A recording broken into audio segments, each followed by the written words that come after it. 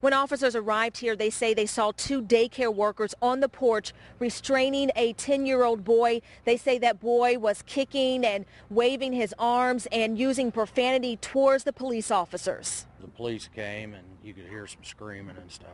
Did Captain William Jennings and Patrolman Darren Johnson go too far when they tried to gain control of a 10-year-old boy who they say was acting out of control at this daycare? Two grown men should have been able to, do something with him without doing what they've done. Martinsville Police Chief says Officer Jennings slapped the child on his mouth. And then Officer Johnson pulled out his taser that looks like this and shocked the boy once on his arm. The shock lasted between 1 and 2 seconds. It does hurt, but once it's turned off, within a couple of seconds, the person's recovered back to normal. The child's guardian owns Tender Teddy's daycare and didn't want to make a comment. Officers say they responded to this daycare about 2 months ago because they say the same child was throwing a fit.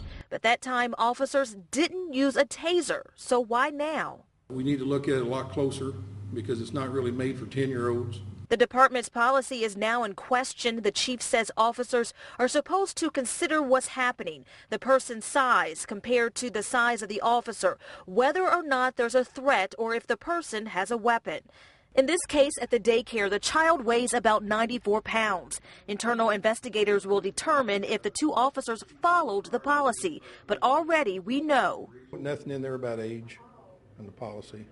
The Martinsville Police Department is reviewing their policy on when to use a taser gun.